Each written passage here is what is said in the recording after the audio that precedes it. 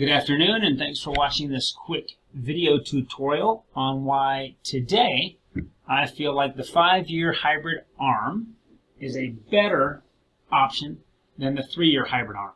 Now, they're both great products, and it was not too long ago in the near past here that I actually preferred the 3-year ARM. Now, both products are great. I'm going to give some supporting opinions today on why I personally feel now is a better time to look at the 5-year hybrid ARM loan.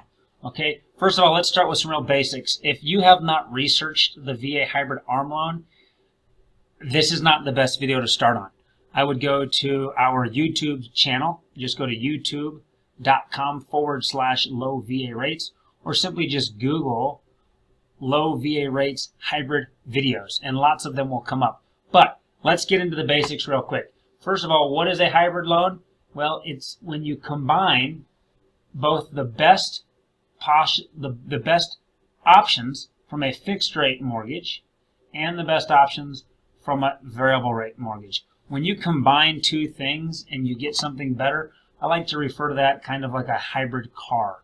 Now, if you know anything about hybrid cars, normally speaking, they take something that we already know works, which would be just normal gasoline in a car, and we combine that with a alternative type of fuel or additional technology that makes that car better. What makes it better? Well, some people think it has lower emissions. It might get better gas mileage, which we all would prefer to save more of our hard-earned money. But when you take two things and you combine them into something that produces a better result, that's the example that I give for a hybrid. So think of that when you're looking at a hybrid ARM loan. So what happens is it's fixed. Just like I suggested, it takes parts of the fixed rate mortgage, so that would be the fixed mortgage rate, and it puts them in a locked or fixed period for 3, 5, 7, or even 10 years. Now, we don't start looking at 7 and 10-year options generally for veterans, because the benefit that you get is so minimal, and sometimes it's not even there, that you're better off just going straight into a full-blown 15 or 30-year fixed mortgage. However, the 3 and 5-year hybrids are very advantageous. Also, once they start to adjust, that is the part that is like the variable rate mortgage. Once they start to adjust, then you'll find out that even during their periods where they can adjust, there are some fixed periods in each of those years. Meaning, and I'll talk about this in a later slide, your rate cannot start adjusting back and forth all over the place once it adjusts one time. Now, something I forgot to put on the slide, but I want to make sure that we talk about it, is that interest rates on the hybrid loan are substantially lower than their 30-year fixed rate partners. So that's where I'm saying you get the best of both worlds. Why not take an extremely low interest rate on an adjustable rate hybrid mortgage, but know that you're going to have that extremely low rate for a certain predefined period of time. Okay, so now that you understand how a hybrid works, let's talk about some more basic knowledge. As I suggested, the rate is fixed for a certain period of time, and once it's fixed, or once it comes out of that fixed rate, it can only adjust one time per year. I just mentioned that in the prior slide, but keep in mind, for example, if you're on a 3-year hybrid, at the end of the 3rd year, if your rate starts to adjust up or down, it can only happen once that year, and then you don't have to worry about it again. Now, during the variable term, that would be after the 3rd year or after the 5-year, your rate also cannot increase more than 1% maximum. That's the most it can go up in any given year, and only one time per year. And over the entire life of your loan, no matter how high interest rates go, there is a lifetime cap or ceiling that states that your interest rate cannot exceed 5% from where you started. No matter what happens, it cannot go higher than that. Now let's talk about what we really came to learn today. Why is the 5-year better today than perhaps a 3-year? Well, this is my opinion. Keep that in mind. The Federal Reserve, first of all, this is not an opinion. This is fact. The Federal Reserve has already set the stage for continued rate increases.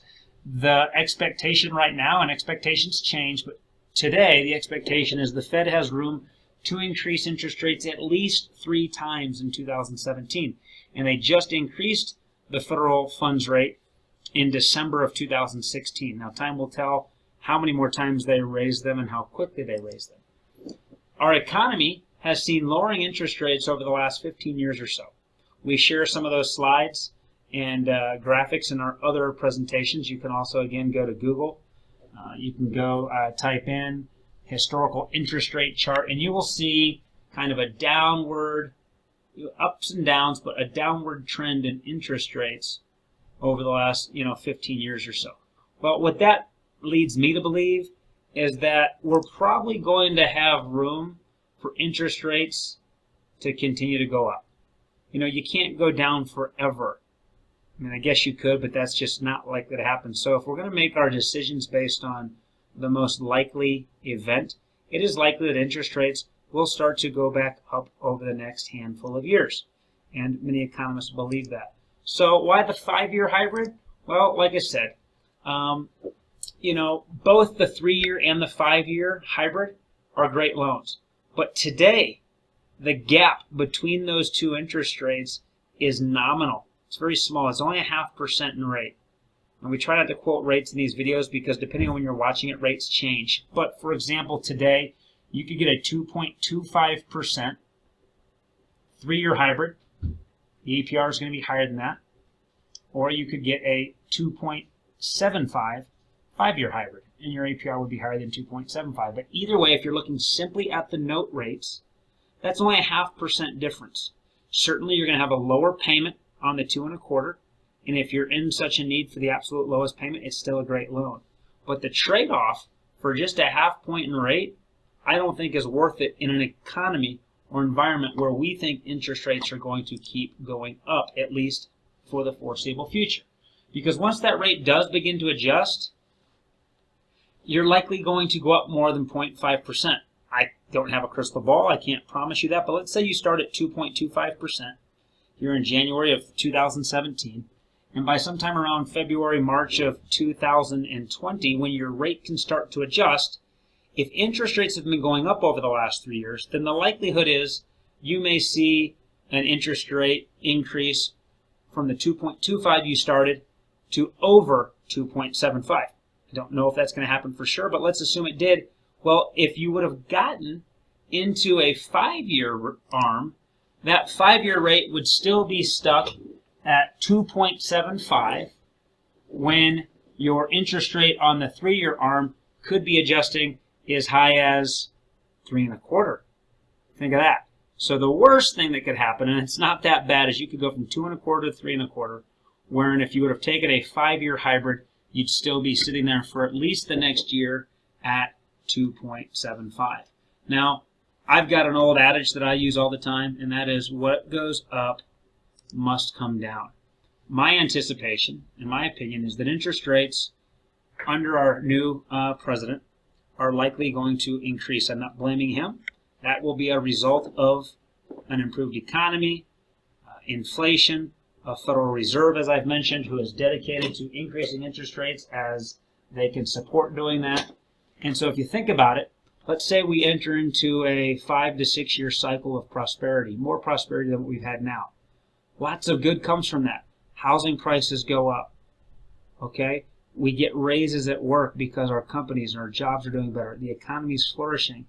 And if your interest rate is going up as the economy goes up, keep in mind, as we have told you in many other trainings, what a better time than to access the equity in your home.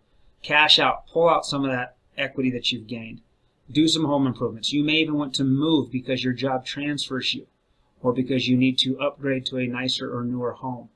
Well, keep in mind, if you do all of that with a 30-year fixed rate mortgage, you never reap the benefit of having a lower interest rate on the arm, and you never lived out the full 30-year term of your loan anyhow.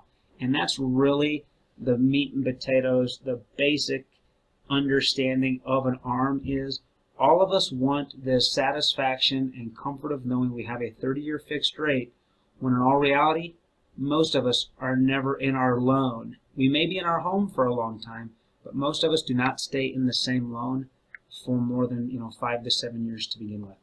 Anyhow, check out the VA 5-year hybrid. Give a call to one of our loan officers here at Low VA Rates. We look forward to helping you, and we thank you for watching.